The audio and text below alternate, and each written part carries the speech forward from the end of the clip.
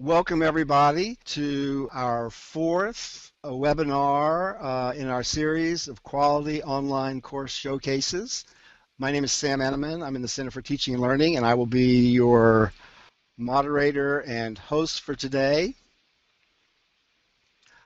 Before we get started, I'll just go over these guidelines, but while I'm doing this, could you please in the chat type in what department you're in and where you're logging in from today? As I said, you have access to the chat, so you can type in comments and questions as we go along if you want. I will monitor any questions that come in, and also our speaker will be, I guess, pausing at certain points to take questions as well. So, and if you have a microphone and want to ask a question, if you would just click on the hand icon up above our the name list. But if you have any technical problems, please, if you're on campus, call the help desk at 75500. And if you're off campus, you need to dial the full number of 704-687-5500. We are recording this session today, and I will send you the link to the playback probably tomorrow, but certainly by the end of the week.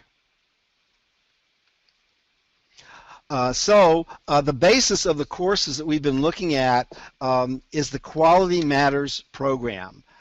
Would you give me a check mark if you know or have any familiarity with Quality Matters? And it's okay if not, because that's why one of the reasons we're here. So, for those of you who may not know, Quality Matters is a nationally recognized program. It's a faculty-centered peer review process that certifies the quality of online course design, and it involves a team of 3 reviewers who use the Quality Matters rubric to review the course. So the rubric itself is this. You can see that it is comprised of 8 general standards, and those general standards are broken down into 43 specific standards, and among those 43 there are 21 of what Quality Matters refers to as essential standards, and those are standards that have to be met to be able for your course to be certified.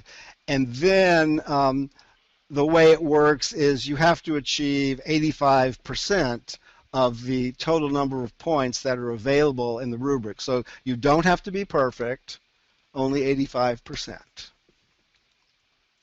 And right now I am very excited to introduce Dr. Florence Martin from Instructional Systems Technology. She's going to be showing us her EIST 6150 course that received Quality Matters certification, was it last fall or early this year? I don't remember now. Last year. So Florence was one of the first of 4 faculty here at UNC Charlotte whose courses were certified. So please join me in welcoming Florence Martin. Thank you, Sam. Can everybody hear me? Is my audio coming out well? Can you give me a check mark? Okay. Perfect. Thank you all for joining us today. So as Sam mentioned, I was able to go through the Quality Matters process, the training, and also get my course certified last year. And it was a great experience. I would recommend it for anybody. And a little bit more about me. So I teach in the Instructional Systems Technology program. I'm an associate professor and program director. We are a graduate program. We have a master's in education and also a graduate certificate.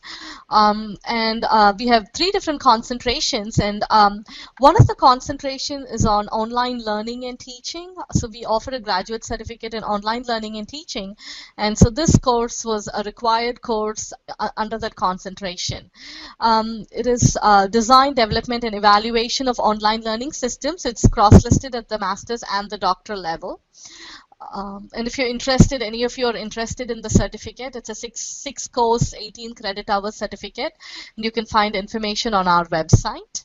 And what I'm going to do is I'm going to share my my course and kind of walk you through the different elements of my course and what are the various things I created to meet QM standards. So for this particular course, this was my first course that I submitted for QM review, and I earned a 96 on it on my first review, and I missed 2 points or 3 points on for 2 different elements. And I always share that with people because you know that it's little things but easy to miss. I lost 1 point because I had not included accessibility and privacy policies.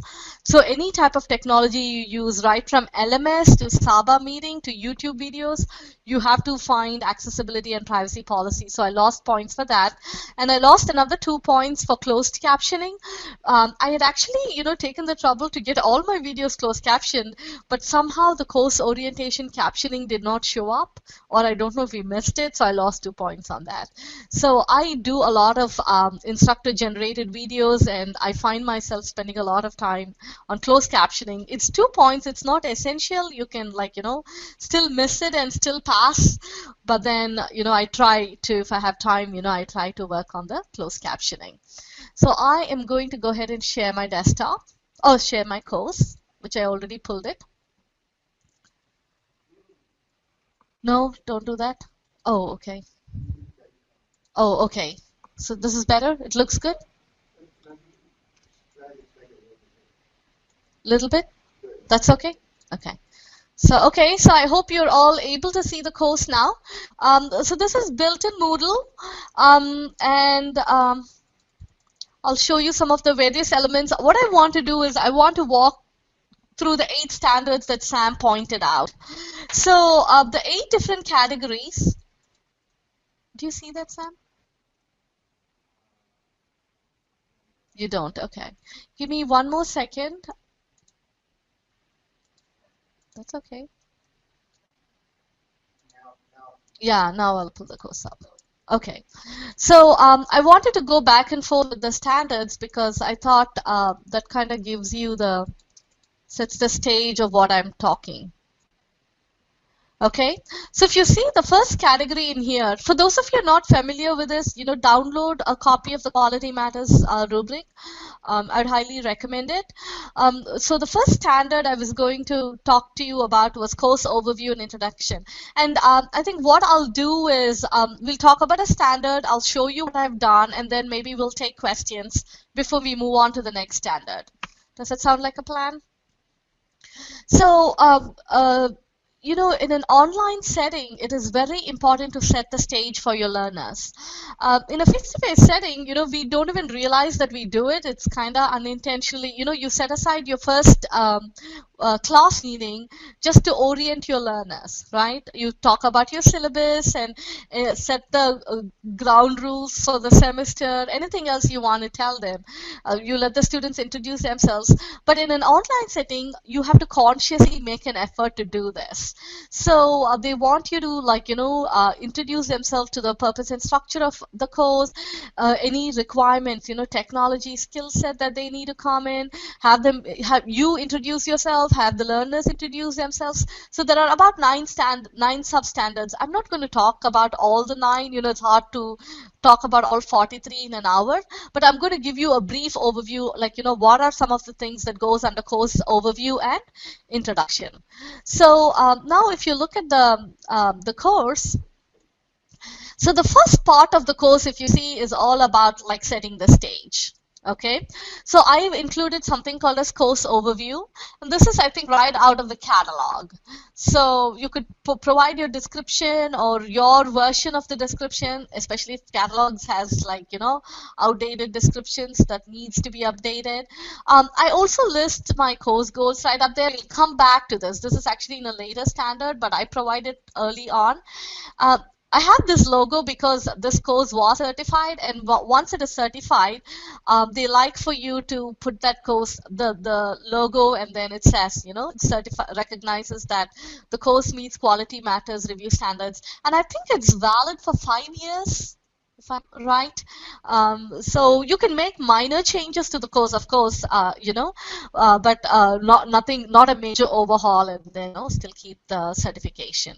So, what are some of the other things I provide just to orient my learners and provide the course overview? So, of course, most of you would provide your syllabus, right? So, there is my detailed syllabus. And I take the schedule from the syllabus and also link it as a schedule page, because sometimes in an online setting it's easy for them to click on it, and I can show you. We'll see how quick Moodle is today, how responsive. So, they see this right at the beginning of the semester, because unlike a face-to-face class where we can just walk in and, make instant modifications to a schedule, in an online setting we need to really think ahead of time. So, every week, what are the topics, what is due, they see this right at the beginning of the semester. So that is the schedule, and I think what I'm going to do is next time when I click on something, I'll open it in a new tab, so we don't have to wait on it to go back. I list course textbooks, grading policy. This is a master's level course, so there's a hands-on project. I give the specification up front too.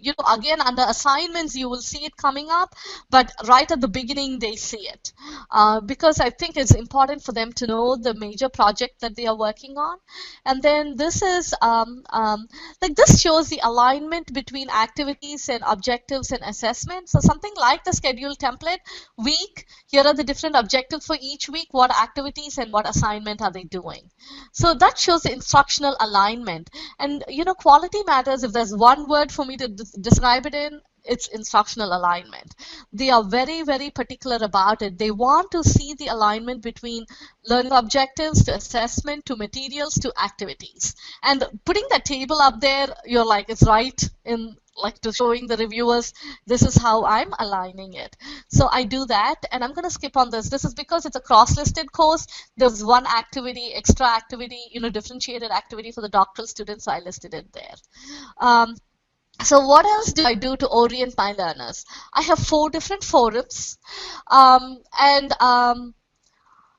I'll quickly talk about it. I might come back to this later too, but I'll introduce the forums right here, even though it's if it's not part of the overview. So I use a forum called Contact the Instructor, and I tell the students any questions you have about the course, general questions. You see this word here, about the course. And then I tell them if it is personal nature, don't post here. If it's general, post it here. And everybody can see it as soon as a question comes in. So what is the purpose of me doing this? I don't have to respond to the same question 20 times in 20 different emails. One time somebody posts it, everybody gets to see it. But you have to really stress that, if it's a personal question regarding your project or your grades or an excuse you have, don't post it there, because send that over email. And I kind of reinforce that in my course orientation as well. So I use that forum. I use an announcement forum. Again, what I do in this is every week, they get an announcement from me. So this was a section I taught last spring. So if you see, like any week, I call it as to-dos. Every Monday they would get this email from me. I keep it short. I give bulleted items on what they have to do that week. This gets posted here, but they also get a copy on the email. So I do that. I do moderated discussions. Have students sign up for discussions. So that's the and then they have to post a summary here. So that's the discussion summaries. And I have a student lounge. This is like anybody can post, like, for the students to hang out if they have any non-related course questions or course topics they want to talk about. So, okay, so we have a question. is it important to break your syllabus into different folders? So I'm not sure. In my case, I do provide all of these information also in the syllabus, like textbooks, schedule, grading policy, and projects. But I also post it again so that it's easy access for the students. It's not mandated. As long as you have the information, that's what's important. My goal is, students review the syllabus at the beginning of the semester. There's a lot of policies in the syllabus. I can click and show it to you if you want. But then if they want to come back to something quickly, it's right there. So, and these are not PDF files, these are HTML pages, so they don't have to download it. They just click on it and they see it. Again, it's not mandated, but I think it's a good practice if you can make it available for them easily. I would recommend it.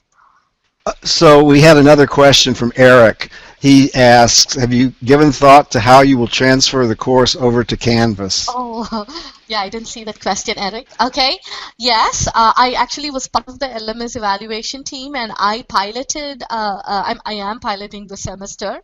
So I was able to import a Moodle shell into Canvas. We probably should do a workshop on Canvas, Sam. I'm assuming a number of workshops are coming up. Okay, Sam says there are, and that's a whole another workshop. I can quickly share my thoughts. It imported pretty easily. I would say the process was seamless. However, in my case, I use like a lot of tables and things like that, so it doesn't look exactly the same. So I had to do a little bit of tweaking. But the good part was all the files are there, so that helped. So that was a big help, and then I had to just quickly go in and make all the changes and update it. So I'm not going to we don't have time to log into Canvas and talk about features today, but I'm hoping you will start seeing webinars specifically on that coming up. Okay. And okay, so I was still talking about course overview and introduction, and we took like a detour because I was showing you my different forums I use. So okay, so again, part of overview, what else I do? I introduce myself. Do you see that? I have text, I have a picture so the instructors know who it is. I have the link to my website with a lot of information about me. And another thing I do is I use Voicethread. I don't know if any of you use Voicethread. I find it great, and it's like they cannot hear the audio. Yeah. So there's a lot of you could bring in a lot of visuals over there, and I have pictures of myself, and here. So I show a lot of I talk about myself, what all I teach, people special to me, and just so that I can make a connection. Because one thing you might have realized if you already started teaching online, it takes a little bit more effort to build relationships or connect with your students as compared to a face-to-face class. So I enjoy doing an audio visual introduction rather than just a text-based introduction.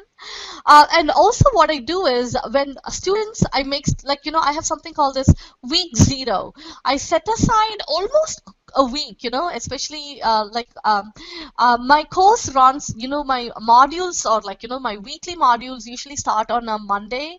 So if there are extra days, before when the university reopens, I set it as week 0, and I give them enough of time to get familiar with the course. So they do an introduction, and when they do introduction, do you see that? I make them introduce themselves. Voicethread. Do we have a UNC Voicethread account? We don't, but Voicethread is free, so we just use that.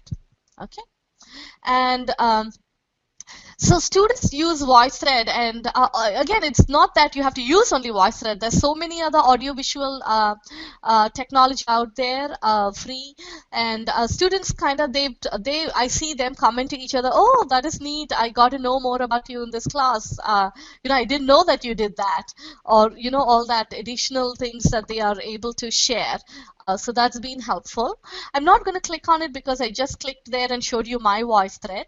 I'm going to click on this though. I also do something called as a course orientation. And the course orientation, what I do is, actually in this course, I used Screencast-O-Matic. Usually use Camtasia and I upload it to YouTube. I ended up uploading it to YouTube, but I used Screencast-O-Matic and I recorded my desktop. The drawback was my video did not show up. I usually, when I use Camtasia, you can also see my headshot and I'll show you later in another, again, I'm going to mute the audio, but kind of show you what I do in my orientation.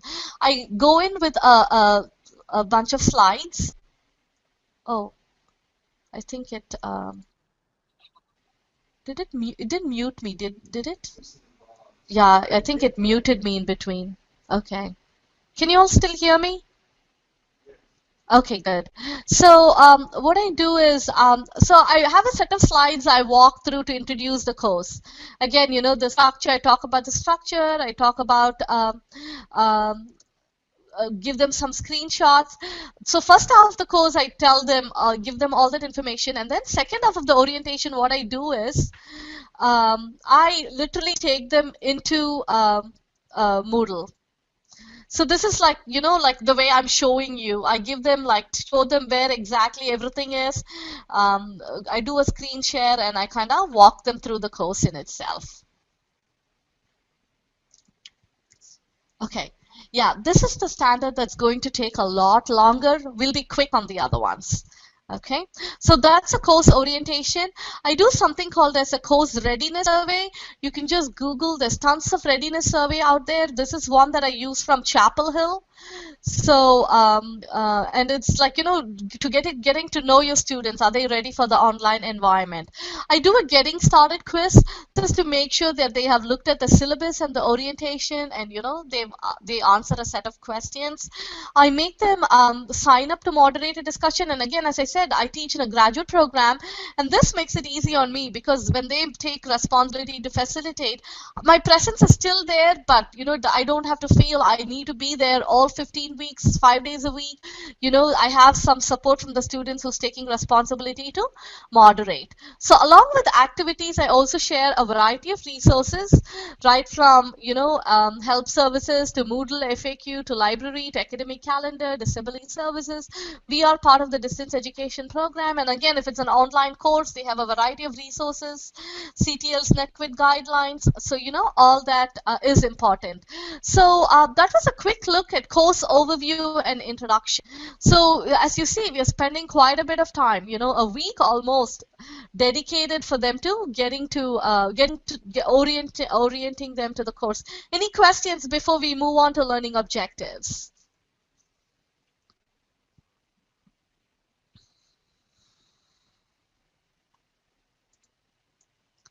No questions? Okay, I'll try to answer questions as it comes in, but I'll also make sure that I take questions at the end of each standard. I hope that was helpful. So moving on, the second set of standards is on learning objectives, right? And we all know that learning objectives are important, and there are about 5 substandards on it. So they talk about, you know, it describes, it has measurable learning objectives, clearly stated. The relationship between learning objectives or activities is stated, and, you know, and it's suited to the level of the course. So, so going back, I want to show you 2 things when I talk about learning objectives. Again, you know, different instructors and different programs uses terminology in different ways.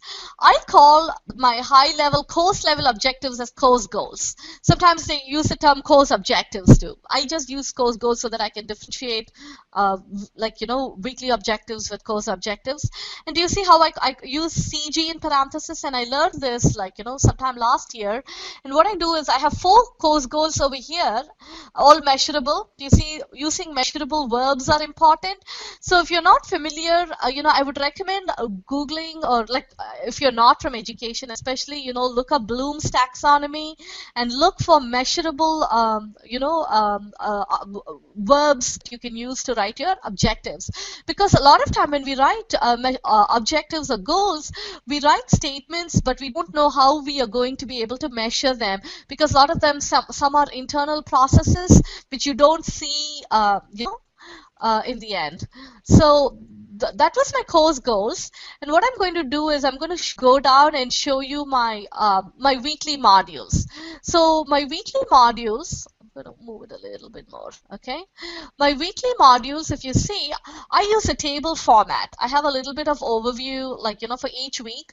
Again, it's not you have to use a table format. It actually looks up a lot more nicer if I'm not in AppShare in a full screen. It's kind of squished right now.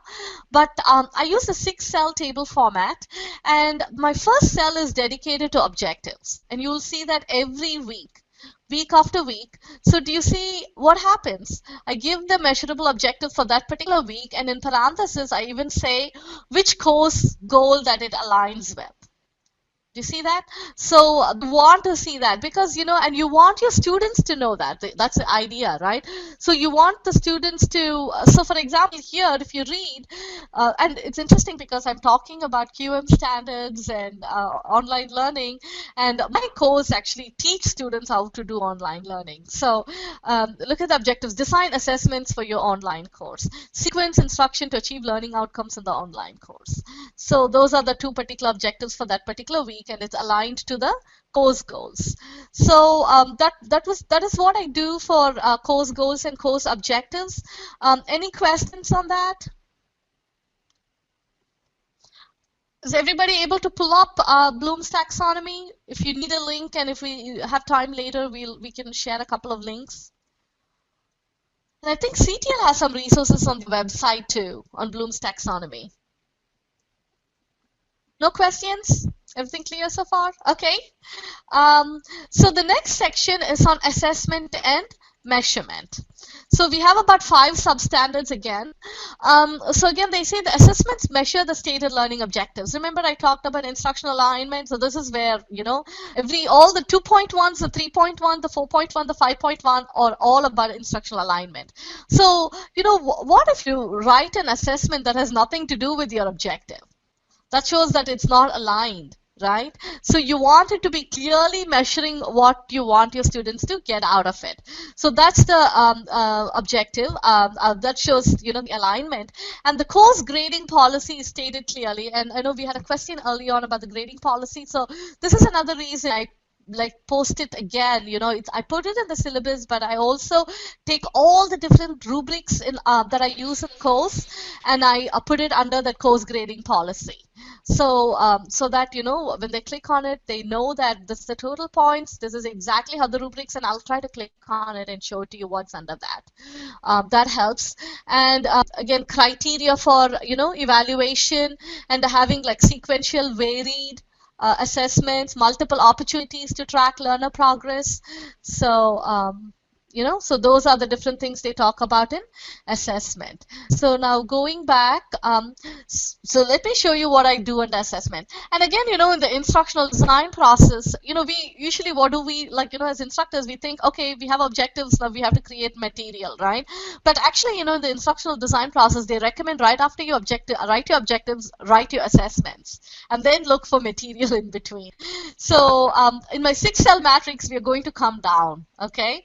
It's in the, I have 2 different types of like, you know, assessments. And again, another thing is you'll see a category called activities, course activities. And I would say assessments and activities, there is usually an overlap because you can also look at activities as formative assessments, and then assessments as summative, like, you know, and there's also summative assessments. So in this case, what I do is I make them do a project, right? So I'll click on that. So for example, my part A of the project is do an analysis of learners' outcomes and competencies. So I give them the rubric, I've given them an example there, and I tell them what they need to do for that particular part. It's worth 50 points, so they even see that. Do you see that? Simple as that. So so that's what I do under assignments. I'm trying to see. So yeah, so if you see, I have like, you know, it's like sequenced. So you see different assessments coming in, part A, part B, part C, part E. I think I go all the way to part F. And what I'll do is I'll talk about the formative aspect of assessment when I talk about activities. And I was going to quickly show you my grading policy too. I think I'll end up with a lot of tabs. So this is my overall grade for the project, 500 points. Other graded activities, so I'm at a total of 770 points. So they see that, and I'm sure you all of you do this in your syllabus grading scale. I also include the rubrics. There's a rubric I use for discussion board. There's a rubric I use for reflection. So, you know, showing them that actually, you know what, for some reason, my other rubrics, oh, you know what, oh, I know why. The other rubrics are here under the project specification. So I also give them all the rubrics up front. Do you see that? These are the various rubrics I use in the course, and it's all in one place. So I'm going to start closing down a few of these tabs. Okay, so that's under assessment. Any questions under assessment? Would you all like to share anything you do differently under assessment? So alignment is key. They talk about having clear rubrics, criteria, using a variety of assessments. They like to see that. And multiple opportunities to track their progress. Can we move on to instructional material? Okay. So under material, again, coming back to my 6-cell table, I do a combination of instructor-generated resources and web resources, or, you know, textbooks. So I call, you know, these two cells over here, I call it as readings and resources. So here, this is a book chapter, right? Actually, these two are book chapters. They are from, no, this is a book chapter. This is actually a web resource. This is one of the books we use. And then I also use something called as e-lessons. This is nothing but a fancy word for a short lecture. I don't like using the word lectures. I call it as an e-lesson. And I will click on it to quickly show you what it looks. So I use a Camtasia recording. I keep it short. This is about 9:52. And what I do is I try to do about 10 minutes, not more than 10 minutes. But you know, sometimes I go to 12, 13 minutes because while you're recording, sometimes it's really hard to keep track of the time, right? So I use a set of slides, and you know, you can hear and see me, and I talk through it.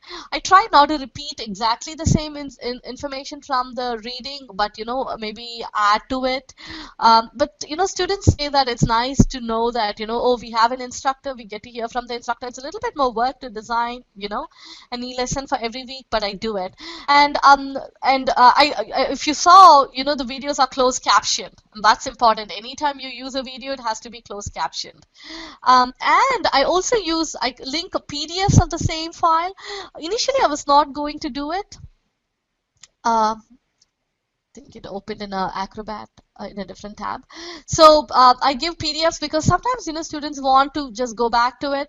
I encourage them, tell them, you know, watch the e-lesson, don't directly use a PDF, but it's hard for us to control that unless you want to wait and then give the PDF later on, but I share a PDF too.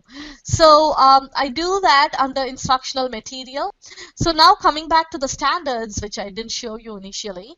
So there are 6 substandards under instructional material. So again, see the alignment thing. Instructional material contribute to the achievement of the stated course and module.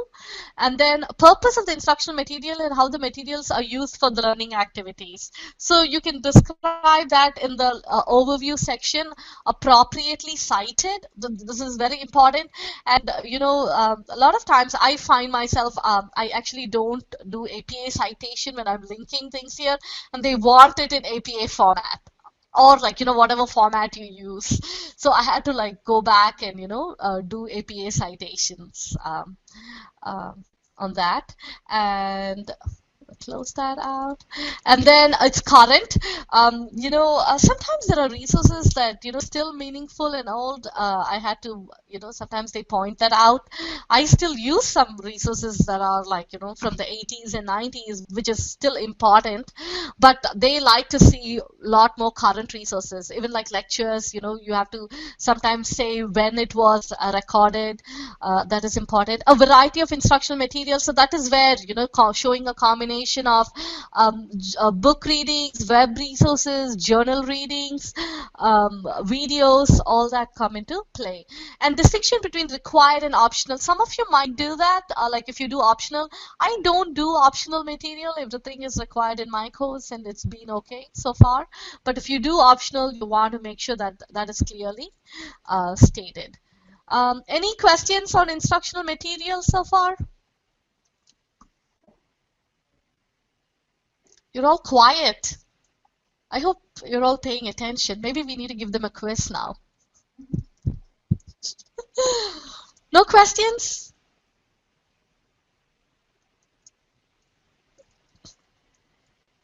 Okay. Okay, I see some smileys. Okay, so that's good. Okay, let's keep moving on. So the next is activities. So remember, oh, did we get a question? Okay. So remember I talked about how formative assessments could be considered as course activities.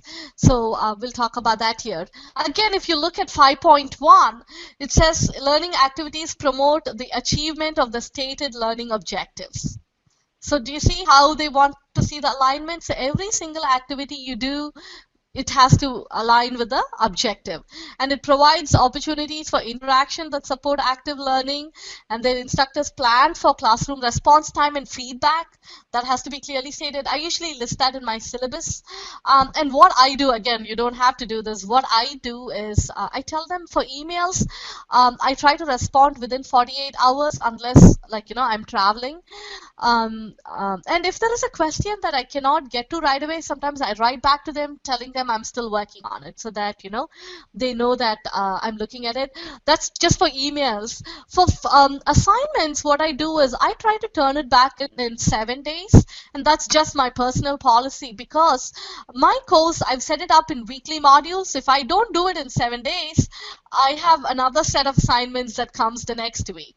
So I'm adding to my workload, and so that's my personal thing, and that's helped me stay on track. And again, as online instructors, I've noticed, sometimes when we have a combination of face-to-face and online classes can take a back seat. Sometimes we think, oh, we don't have to meet, I can just grade when I want, but it doesn't, it's not easy when we do that. So just setting aside time in our schedule and having those timelines for us is very, very important. And requirements for learner interaction should be clearly stated, what types of interaction you have. And I'll show you some of the interactions that I do, part of course activities and interaction in this course. So let's talk about the discussion and the reflection here, because I think those are two big course activities I do. So under discussion, let's see what I do. So I have a discussion every week, whether, sometimes it's more applied questions are. A lot of times based on their reading, and they have to respond. So what I do is, as I said, my weekly modules open on Monday, and most of my students are working adults. So the main post is due by Thursday. So they have Monday, Tuesday, 4 days to do the reading and make a post by my Thursday night, and then I tell them to read through the postings, and they have to respond to 2 students. So I do that every week, and it kind of, because you need to know whether your students did the reading. Sometimes I've heard instructors say, oh, discussion just is like just additional, like just work. Are they even getting anything out of it? But then how do you know that they were in the readings? I make them do discussions, and then I do reflection. This is my favorite part, and I tell everybody that, and students complain because it's extra work. Every week I use the journal feature in Moodle, and what I do is I ask them 3 questions, and they have to respond to these 3 questions by Sunday, or end of the week. What benefited you the most from this week's content? What challenged you the most? And how do you see yourself applying what you learned this week in your current or future job setting? And I love reading the reflections. And you know, these are not like reflection papers that we make them write. These are three short questions, and I take even a couple of sentences you could tell me. Because, you know, as a face-to-face instructor, when you walk into a class, the first question we ask is, oh, what did we talk about last week? How, like, you know, how did you apply it? Did you have any challenges? But in an online class, we don't have that opportunity, right? So this, like, you know, I read this on Monday mornings, and it tells me exactly what benefited from them, what challenged them. They will tell you even if they had personal challenges, time challenges, everything will come in there. So they will complain on the evaluation, saying it's a lot of work for them to do this. I give them 5 points. You know, that's the way I make them do it. It's more participation points, but I make them do it. So those are a couple of activities I do. Other activities, so assignments, I use the assignment feature. I usually, I've done some polling, you know, those are like activities leading on to something. And I will also talk about this in our course technology standard. I do try to do Saba meeting at least once. I think in this course, yeah, I try to do a mid-semester because, you know, the beginning of the semester is so heavy. I've avoided doing synchronous sessions, but I've done like in the middle, like a Q&A. But what I do is, again, you know, you cannot, I don't mandate it because ours is an entirely online, 100% online program. I try to poll them to get a sense of what day works. And I do an orientation. I take questions ahead of time. And then, you know, I try to do that. But I record it. So do you see how, you know, they have access to the recording right after I do it. So those who missed it can also watch it. And this twofold, you know, one, they're being like they get that immediate feedback, instructor interaction, student interaction. But as part of this course, for me, they are also being exposed to what is synchronous learning. So I do that. So we were under course activities and interaction. I'm trying to think what else I do. Yeah, that's pretty much what I do under course activities. Let me go back to the standard. Any questions? So we were there under course activities and learner interaction. And any questions? We have about 20 more minutes, and we're, we're doing great with timing. We have 3 more standards. So okay, so moving on to technology, again, you know, they encourage you to use technology to support your learning objectives and competencies. They want to promote learner engagement and active learning. So as I just showed you, you know, discussions, Saba meeting in this case, my reflections, journal reflections, all contribute to learner engagement. And the technology, these are technology that can, you know, they're directly linked within Moodle, right? So it's not even like additional work, but also some other technology that I use YouTube videos, as you saw. And then I also use, you know, for this particular course, because it's an designing online learning, they have to design their own online course, and let them choose from 3 LMSs: Moodle, Blackboard course sites, or Canvas. So you know, those technology has to be available to them. So Canvas, like, instructors can create free courses, so I give them all those resources, and I'll show you that. And then Moodle, because you're part of here, and there's also free sites they can use to create that. And Blackboard has the free course sites option, you know, that they can use. And look at 6.5. Very, very important. Privacy policies. And that's something we usually typically don't do. I've never done that. But, you know, I had to go back and make sure I do that for every single technology and not miss it. And I'm going to show you where I do that. Couple of things I want to show you. So actually, week 8. So this is where I introduce them to the different LMSs. Do you see? So I give them the directions where they can create the technology. So it's readily accessible. I give them tutorials.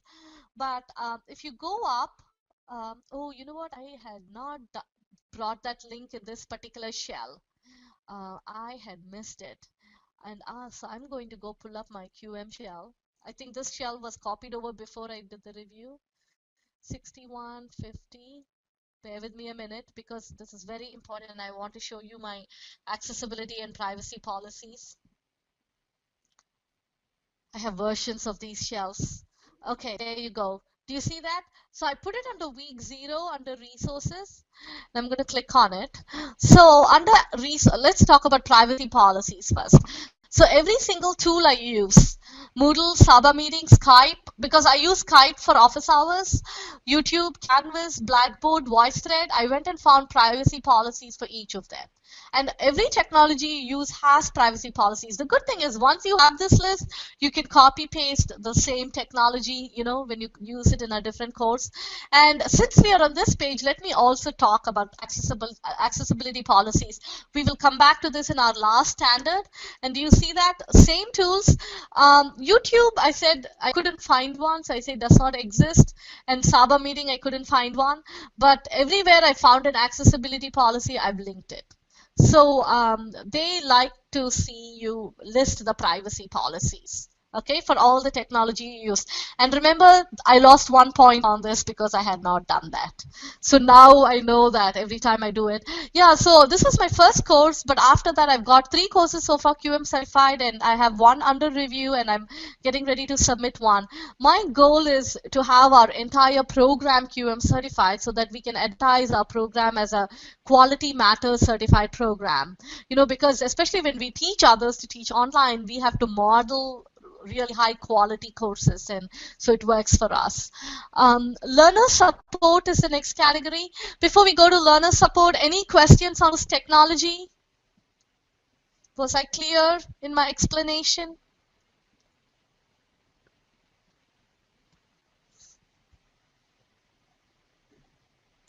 Okay, getting some check marks. Okay, perfect. Okay, let's move on to learner support. And I actually quickly showed you some learner support because it was under week 0, which is also part of orientation, right? Or overview. So they want you to provide instructions, like, you know, or link to a clear description of the technical support, and articulate or link to the institution's accessibility policies, articulate an explanation to how institutes' academic learners succeed in the course, and how learners academic support services and resources can help learners succeed in the course, and then also explanation of how institution student services and resources can help succeed. So let's go to our course. And if you look at my week 0, do you see all that? So that was my intention to do that. So all that they are talking about it. All these are all support services, right? Anything that like CTL is there, DE is there, library is there, disability services is there, help services, which is again part of CTL, Moodle, anything that you want to directly provide to them, it's right there. So, like, you know, because in an online setting, they are not there in front of you, you want to make sure that all these resources are readily available to them. And I'm giving enough time for them to look at it. Do they look at it? I don't know. I don't really quiz on these. I quiz on more the specifics of the course, but this is to make sure that it is available to them. Okay? Learner support. Very, very important. And you know, several of these, you might ask, I also provided a syllabus. I do have a number of these also in the syllabus, like, you know, policies. But, you know, sometimes providing links like these that are easily clickable and readily there also helps. So that's why I kind of provided it again. Any questions? Anything else? Do you think I'm missing anything else? Anything that you guys add under learner support that I don't have here? I actually found one recently that I included in my course that I'm going through review right now. It was more, oh, I'll tell you what it was. I had it under technology, but not very clear. It's more like hardware and software, like technical requirements. And, you know, they actually like to see that. I got that as feedback from one of the reviewers. They wanted specified, even though it's kind of buried in here, but now I decided to put it, like, you know, it's about, like, you know, what are the technical requirements for using Moodle, for Saba Meeting. All that was, there was on a page I found in DE. So I kind of linked that. Okay, so moving on to our last standard. and this is the toughest one, I would say, because I don't pay a lot of attention, and I've not really had student, with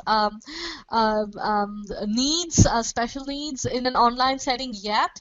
But I think when you get requests, then you have to really make sure that that's when we really have to make sure we get our videos captioned and have it ready for them.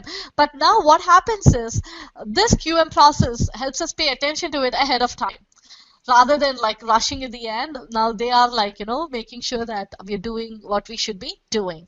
Course navigation facilitates ease of use. I'm going to quickly read the 5 standards. Information provided about accessibility of all technologies required in the course. I showed you the policies, right? So that's what that is. Alternative means to access course materials in all formats. To meet the needs of diverse learners, facilitates readability, and course multimedia facilitates ease of use. So going back, for navigation, one of the things I did, and I did this even before I went through QM, because I thought Moodle is this, I use this one-page format. I know you also have another format where you could do by different sections. So what I do is, this is just a HTML block. Do you see this here? So 15 weeks, and I've created a link. So for example, week 4, do you see that? Click on it and it goes there. So it's so easy on the students. They don't even have to go try and find out. So I also highlight it for them. I think that's like making it so easy for them. You can never get lost, and they click on it, and I also provide the date there. So if they check the date and they are in the right module, they're doing the right work. So I add that navigation, and as you see, I've added some images, but Moodle is pretty good about it. It makes you put all text when you include images, which is a requirement for accessibility, because if somebody comes in with screen readers and they're not able to see the images, at least they'll know what the image is about. So making sure you have clear description for the images. And I showed you my videos, closed captioning videos, and having the PDF. I actually even got a comment in the last one. Even though I had closed caption videos, a reviewer said, oh, maybe you need to have a transcript. Yeah, for the PDF. I'm like, I wish I have all the time in the world, but so if I have to do that next time, I think next time when I record, I usually don't write a transcript, I just talk. But while closed captioning, I realized I might do better with a transcript, because I hear myself saying a lot of times, right. These are all like, common words I hear myself saying. So maybe next time if I do it, but for now, and I try to use the videos at least a couple of years, because recording these and captioning these takes time. So if content is not outdated, especially, right? One thing I found is I'm seeing, like, especially if you're linking to outside sources, you want to make sure that links are not broken. So that is important. And I showed you accessibility policies. Multimedia facilitates ease of use. I think what I do is, like, directly, if you click on it, even though it's on YouTube, oh, this is a good one that I learned. Initially, I used to do it put the link directly to YouTube. And when you send them directly to YouTube, what I do is I used to do like not private. Unlisted links. YouTube has 3 types of links: unlisted, private, and public. But even then, it has, like, the side, it gives you a lot of videos they can use. And so I think Bruce or Sam, one of you both, recommended to me. And now what I do is I copy the embed link from YouTube and put it in there. So it's right there. They don't even know unless they right click and check, if it has a YouTube link. So it's right in there. You could also use, is it not Mahara, Kaltura. So if you want to upload it through that and link it. I just find this easy. And then for captioning, I use the auto-generated captions to start with, and then I go fix it. So it makes it easy on me. That was a lot. Yeah, 43 standards in 8 categories. We have about 7 links, 7 minutes left. Any questions on this category? So if you're able to, and it's, as Sam mentioned, it's 85% is the requirement to pass. And but you cannot miss an essential standard. And if you take a closer look at the rubric, do you see there are some standards which is 3 points? So the 3 points are essential standards, which means you need to meet it. You cannot miss those.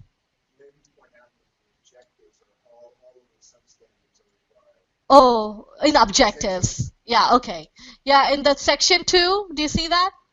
They are all required. Yeah, so very, very important. Okay, so how many of you are interested in going through Quality Matters process? And I know we've had more resources now, and you're going to talk. Yeah, so we have more resources, and anybody in CTL and Sam can direct you to that. So I'm going to give control over to Sam to wrap this up. And before I give control, if any of you are interested in the online learning and teaching grad cert, welcome to check our website out. Just Google Instructional Systems Technology or spread the word. We would love to have more students. Go ahead, Sam. Okay. Well, thank you. Let's all thank Florence for that excellent presentation about how she implemented the Quality Matters standards in her course. And I do want to show you that we do have some resources here at UNC Charlotte on Quality Matters, and I'll open that up for you now. So we have a section of our website on Quality Matters, and everything you want to know about Quality Matters at UNC Charlotte you can find there.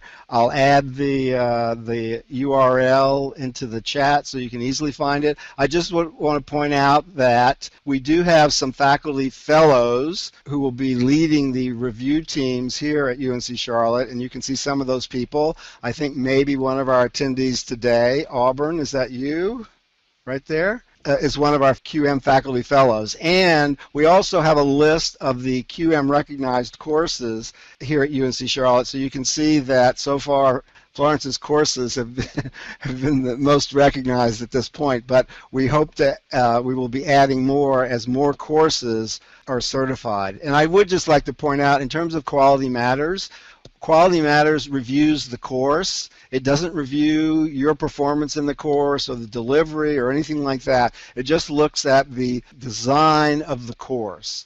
And the standards that Quality Matters uses in the rubric are based on a biannual review of the literature about good course design practices. So it's not just random. It really is based on some good research.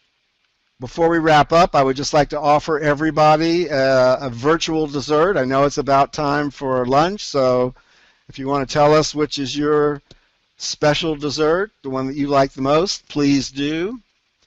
Again, I will be posting the link. I will be sending you a link to this recording if you want to review that, and I'll probably also include a few of the resources Florence mentions. We do have one on the Center for Teaching and Learning website on how you can write objectives using Bloom's taxonomy, so I'll include some extra resources like that. Conclude with thanking you all for attending, and we hope to see you at a future webinar or workshop here in the Center for Teaching and Learning. Thanks again.